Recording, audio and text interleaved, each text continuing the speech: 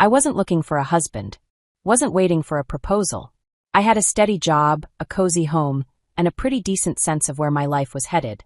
Then he returned my forgotten phone at a coffee shop. Smiled. 6 months later, we were picking a wedding date. A month after that, I overheard him and his father talking about how they'd get half out of me. My home. My savings. My life. I could have screamed. Thrown him out. Instead, I smiled. I let them believe I didn't know a thing. And then I started planning. Quietly. Coldly. Patiently. Funny how it all starts, isn't it? Not with lightning, not with a nightmare, but with something stupidly mundane. A forgotten phone. A normal Tuesday. A smile that hides a hollow core. That day I dashed into Morning Brew on South Congress, planning to stay 20 minutes, max. My calendar was packed, calls piling up, emails blinking on the tablet, just the usual corporate chaos.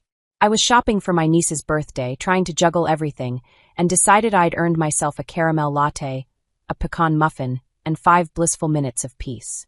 I sat by the window, snapped a picture of the leaf-shaped foam art with my phone, then dove into reading a report, finished my muffin, shoved my laptop into my backpack, and left. The phone stayed behind. I realized it 15 minutes later, already at my car in the mall parking lot. My bag felt suspiciously light. My stomach sank. Crap.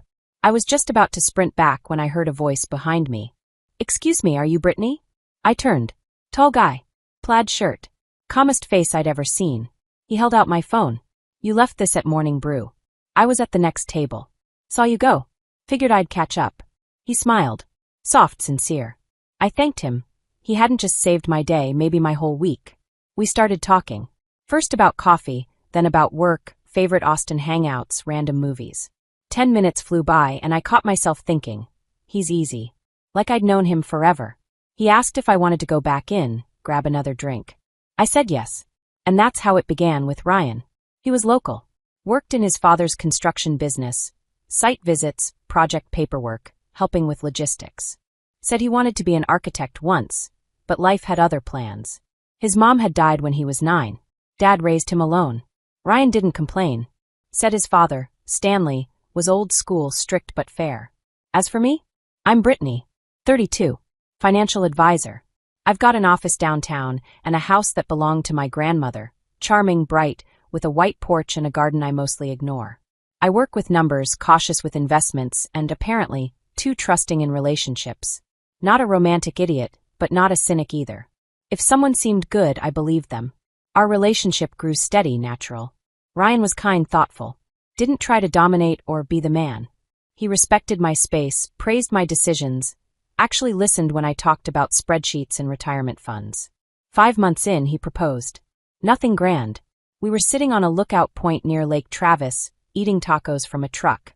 He pulled out a ring and said he wanted to build a life with me. That he loved me. That I was his home. I cried. Said yes. Things moved fast after that. We planned a small wedding in my backyard. Filed the marriage license. He moved in. We talked through budgets, chores, future plans. Ryan was easygoing about it all. Told me over and over how much he admired my independence. How he'd never tried to take what was mine. But his father, Stanley, was a different story.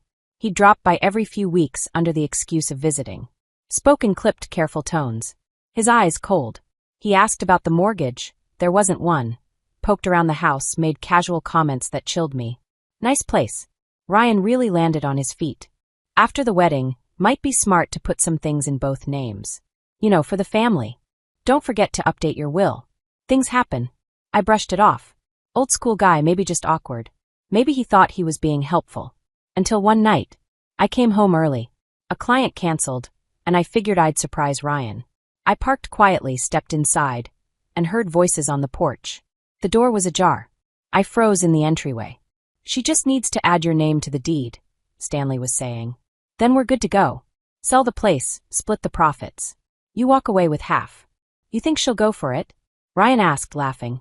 "She already has. Sweet things halfway in love and has no clue." My whole body turned to stone. They planned this. From the beginning. To use me. Take what was mine. Smile and pretend and gut me like a fish. I stood there, hand on the wall, tasting acid. Then I took a breath. Another. Walked out onto the porch like nothing happened. "Hey, I'm home." Ryan jumped. "Hey, babe, we were just talking." "Yeah, cool.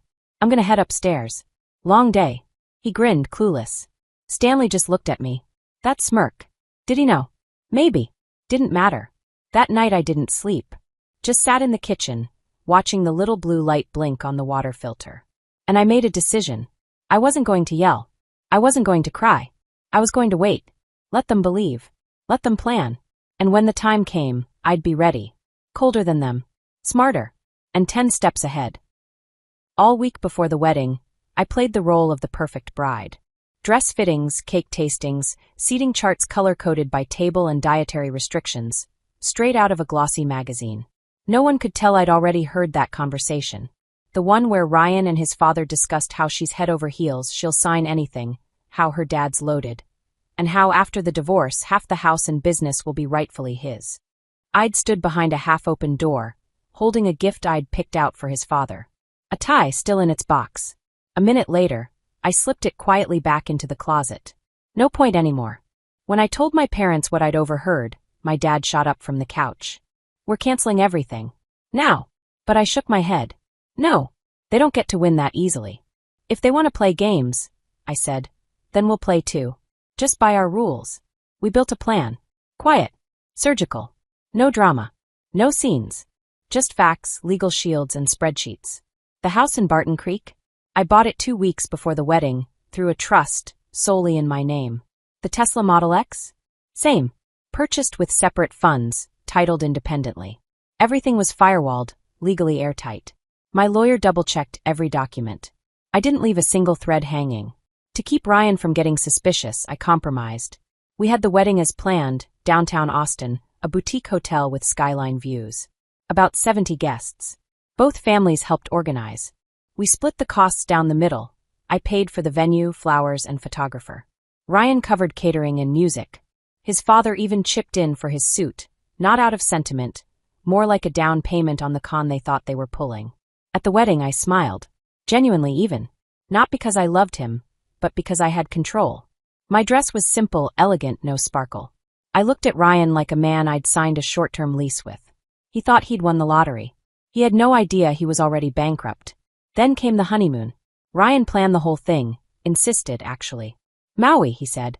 Ocean view suite, convertible rental, tours, start our new life like a real family. I nodded, let him take the reins. He wanted to impress. I knew he'd drain his savings trying to play the part. And he did. Hotel, flights, car, dinners, every charge went to his card. I conveniently forgot my wallet. Then lost my debit card. Then said, "You're the man, show me what that means." And boy, did he try. We walked beaches, ate sushi while the sun set, laughed at nothing over overpriced drinks. He thought he was investing in a dream. Really, he was just financing his own delusion. Back in Austin, he started pushing. Let's add your name to the house deed. Let's open a joint account. Let's make things ours. I smiled and forwarded every message straight to my lawyer. The prenup. Oh, the prenup. He signed it the night before the wedding, rushing through it to make it to dinner with my parents. It's just a formality, I'd said. My dad insists. It clearly spelled out. Any property acquired before marriage remains separate.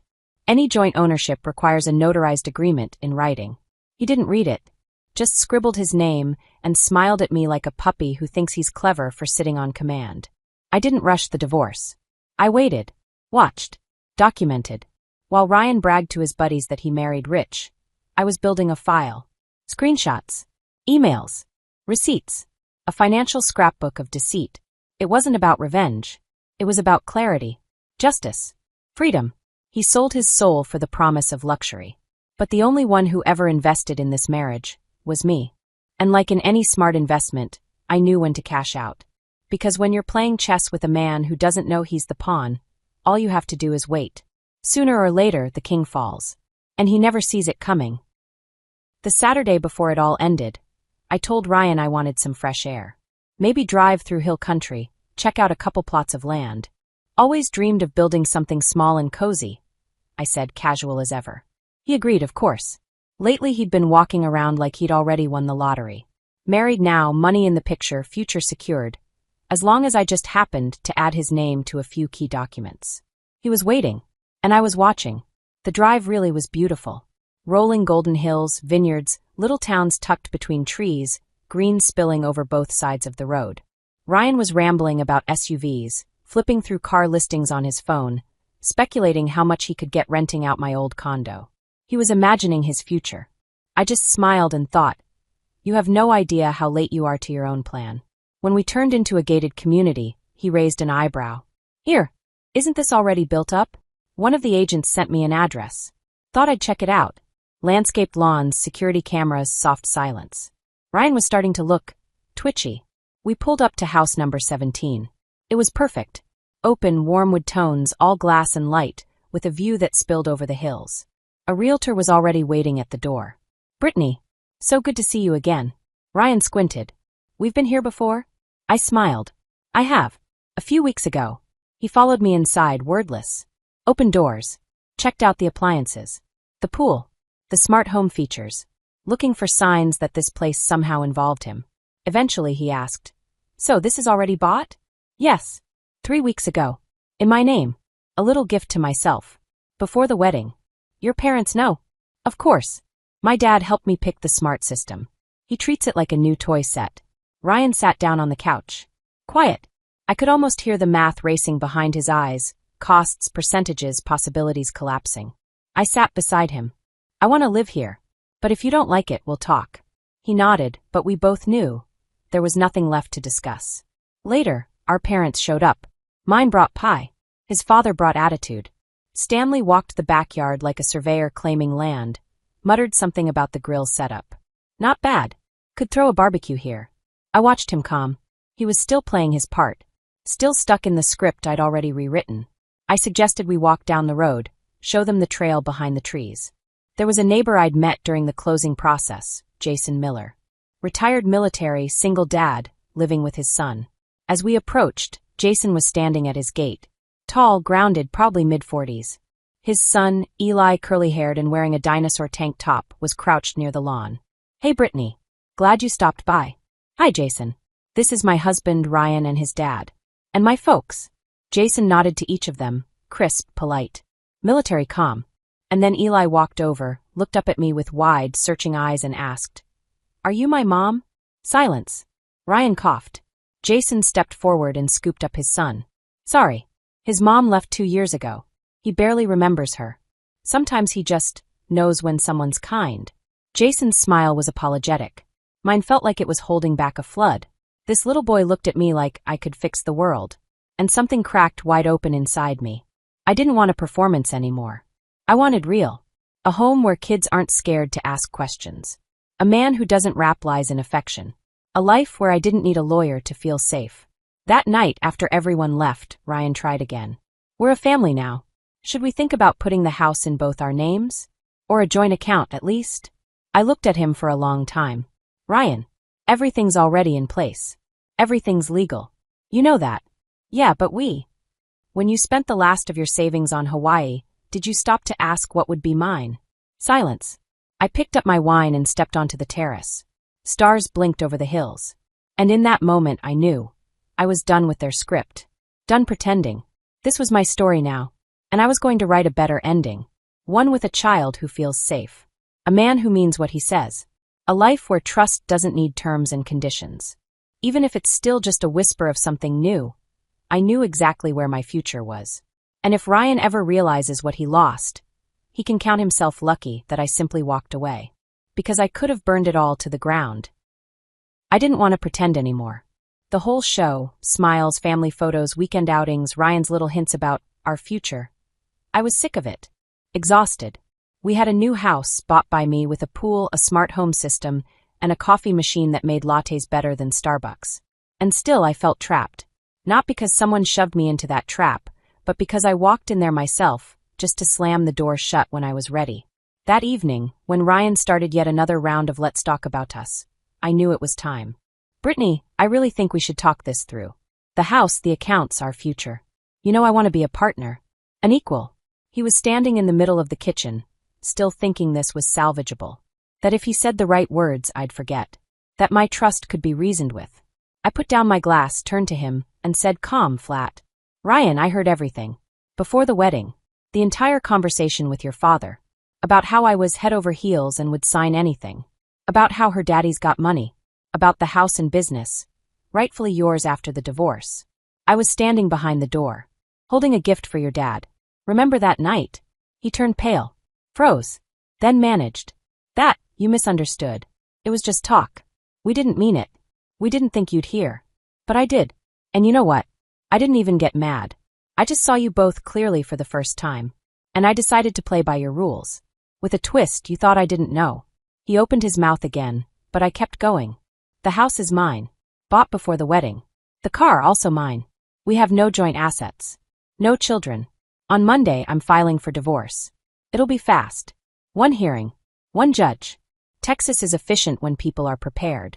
He dropped into a chair, looking like someone just kicked the wind out of him. Angry, confused, pathetic. I watched him process the loss of the marriage he only ever valued as an investment. I really did fall for you, Brittany. Later. After we married. I didn't know I would. Too late, Ryan. And even if I believed you, it wouldn't change anything. He sat there for a long while, then silently stood and walked to the guest bedroom. No arguing. No begging. Just closed the door behind him. I stayed in the kitchen, put the kettle on, pulled out a chamomile tea bag. The smart speaker picked up my voice command and started playing soft jazz. Outside, the sky darkened. I didn't feel happy. Or relieved. Just clean. Honest. Like something fake had finally been peeled off me. In the morning, I woke up early. The scent of coffee was already drifting in from the kitchen. Ryan had made it, maybe a last attempt at being the caring husband. I didn't go down right away. Just stood in my room, looking out the window. When I did come down, he was zipping up his suitcase. I'm going to my dad's. Don't want to be in the way. That's the right move. You really knew all along? From the beginning. He nodded. No more words. No goodbyes. No scenes. I closed the door behind him and leaned my forehead against the cool wood. Stayed there a moment, just breathing. My dad called an hour later. Asked how I was. Calm, I said. Everything's going according to plan. You did good, sweetheart. We're proud of you. That evening, I took a blanket out back and curled up by the pool. The sky was clear, the stars vivid. Somewhere past the fence, a neighbor's dog barked once, then went quiet. And then, Brittany. I turned. Jason was standing at the fence, holding a mug. His son was beside him, in pajamas, hugging his favorite dinosaur plush. Mind if we stop by for 5 minutes? I smiled. Really smiled. No mask, no filter, no calculation. Of course. Come on in. And inside me, something finally settled. I was home. To myself.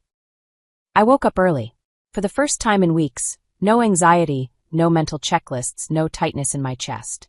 Just morning light spilling across the bed and a strange, gentle quiet filling the house. Quiet without Ryan. That alone felt like a gift. He'd left the day before, saying something vague about going to his dad's. A suitcase, his keys, a forced half-smile, and the door clicking shut behind him. That was it. No real goodbye. No fight. Just an exit. And with it, every ounce of tension I hadn't realized I was still holding. The silence he left behind wasn't heavy. It didn't echo. It breathed. I spent most of the day indoors, not hiding, just being. I brewed strong coffee. I threw open the windows and let the spring breeze drift through the house. I reorganized the pantry. Not because I had to. Because I wanted to. There was space now. In my cabinets, in my chest, in my life. In the afternoon, I stepped outside to check the lemon tree near the back fence. It had been stubborn about fruiting this year. That's when I heard it. Laughter. High-pitched, genuine, and utterly contagious. Eli. He was chasing a soccer ball across the lawn next door, arms flailing like tiny windmills. Jason was crouched nearby, fiddling with something on the sprinkler head. Morning, Brittany, he called, rising to his feet. Morning. Looks like someone's having fun. Jason grinned. Eli decided he's a golden retriever today. He barked for a solid 20 minutes. Hope it didn't wake you. Just a little. But it was very convincing. He laughed, shaking his head. Eli spotted me and made a beeline for the fence. Are you coming over to play? Please. I paused. I hadn't planned on anything. No schedule. No expectations. But something about the way his little face lit up made it feel like the most natural thing in the world. If your dad's okay with it, I said. Jason nodded. We'd love that. We've got fresh lemonade, homemade. With rosemary, if that's not too weird. It's perfect. So I joined them. Lemonade on the back deck. A lazy stroll around the block. Jason told me about his move here after retiring from the military. How he'd wanted something still, something rooted. No more sandstorms or field packs. Just a place to teach his son how to ride a bike and bake banana bread. There was no rush to his words. No agenda. Just a man who had seen enough to know what mattered now. Eli slipped his hand into mine halfway through the walk. He asked if I liked dinosaurs, if I'd ever built a fort out of pillows, if I liked mint chocolate chip ice cream. Then, with all the gravity a 6-year-old can muster, he looked up and said, "Are you going to be part of our family now?" Jason froze. Started to say something, then stopped. I knelt and met Eli's eyes. "That's a very sweet question. I'm glad you asked." Jason gave me an apologetic look, but I shook my head. "It's okay. I'm honored." Later, I baked an apple pie. I don't know why, it just felt right. I carried it next door, and Jason blinked like I'd handed him a treasure. "Looks like this is the start of a serious dessert exchange tradition," he said. "I'm all in," I replied. Eli cheered and ran to get me a crayon drawing of his Dino castle. That night, I curled up on the patio again, wrapped in the same blanket. Only this time I didn't feel alone. I felt steady. My parents called. I told them everything. "We saw it coming," my mom said. "We didn't want to push." "You needed to choose," Dad added. "And you did. We're proud of you." Their voices didn't feel like approval. They felt like home. And maybe that's what I was building again. Not just a house. Not just a life without lies. But a place where people show up with pie and stories, where kids ask honest questions, where love isn't leveraged like a contract. Maybe happiness doesn't kick down your door or arrive on cue. Maybe it just climbs over the fence, holding a cup of lemonade and a dinosaur plush. And maybe, for the first time in years, I was ready to let it in. I sat by the pool wrapped in my favorite throw, the kind that smelled faintly of lavender and laundry soap. Eli was chasing the puppy around the terrace, his laughter echoing against the stone. Jason stepped outside with a mug of coffee, and that quiet calm I was beginning to associate with safety. "Sleep okay?" he asked. "Better than I have in 6 months," I said. And it was true. For the first time in what felt like forever, I wasn't waiting for the next shoe to drop. 3 days had passed since Ryan left. Or, more accurately, since I closed the door behind him. I hadn't expected him to come back. But I should have known better. The email arrived that morning, sent from the attorney who manages my father's affairs. No subject line. Just a scanned letter, written in Ryan's barely legible handwriting. "Dear Mr. Walker, I believe you understand that public attention to this situation could be damaging to all involved. Brittany has portrayed our marriage as sincere, but given the prenup and her recent actions, it's clear she had her own agenda. I don't want to cause trouble. I think it would be best for everyone if we resolved this quietly. A small financial gesture would allow me to leave peacefully and start over. Thank you for your discretion." It wasn't a plea. It was a veiled threat. A last, clumsy attempt at control. I didn't feel anger. Or surprise. Just a cool, clean kind of revulsion. I forwarded it to my lawyer. No note. No emotion. We had anticipated something like this. There was a folder already prepared. Dad called not long after. "Saw the email," he said. "Yeah. Want me to handle it?" Let the lawyer respond. "Officially. You won't get a dime. You're getting good at this." I'm tired of being nice. Later that afternoon, the gate camera lit up. I wasn't expecting anyone. I walked over, glanced at the screen, and there he was. Ryan. No suitcase. No fake smile. Just him, standing there like he wasn't sure what to do with his hands. I didn't answer. Just turned off the screen. But then a text buzzed through a minute later. "Heard you're by the river. I just want to talk. 1 minute. Please." I set the phone face down. Jason noticed. "Everything okay?" I nodded. Just a shadow from the past. We were by the water in a quiet cove past the tree line. Jason and I lounged in wooden chairs, a thermos of coffee between us. Eli had curled up on my lap, worn out from chasing the dog. His small hand rested on my arm, warm and trusting. I watched the trees. And then I saw him. Ryan stood at the edge of the clearing, just watching. He didn't move forward, didn't call out. He saw us, me, Jason, Eli, the calm, and stood still. For a moment he looked almost human, almost sorry. I didn't acknowledge him, didn't flinch, just kept stroking Eli's hair. After a while, Ryan turned and walked away. No drama, no parting shot, just a slow, quiet retreat. And in that moment, I realized something important. I wasn't mad. I wasn't sad. I wasn't anything. Because it was over. Completely. He didn't lose me. He lost himself, The version of himself that could have had a life built on truth, not greed. He bet everything on a con, and I changed the game. That night, I sat by the fireplace, a glass of wine in hand, the dog asleep at my feet. I didn't feel triumphant. Just clean. Like I'd finally stepped out of a room that had been stifling me for too long. Jason came by to return my pie dish. We didn't talk about Ryan. We didn't need to. He said, "Eli asked if we could invite you to movie night Friday." I told him I'd ask. Tell him I'd love that. He smiled. He already assumed you'd say yes. And just like that, the world kept turning. Softly. Easily. As if it had been waiting for me to catch up. I don't know what's ahead. Whether this Jason, Eli, the dog, this new rhythm, turns into a family or just remains a moment of peace. I just know that it's real. It's good. And I want to protect it. Sometimes happiness doesn't arrive with fireworks. It slips in quietly, sits beside you on a bench, and hands you a cup of coffee. And sometimes the best endings are the ones where no one wins, but you walk away whole. That was enough for me. That was everything. If you enjoyed this story, give it a like, subscribe to the channel, and don't forget to hit the bell so you never miss a new video. Thanks for watching and being here with me.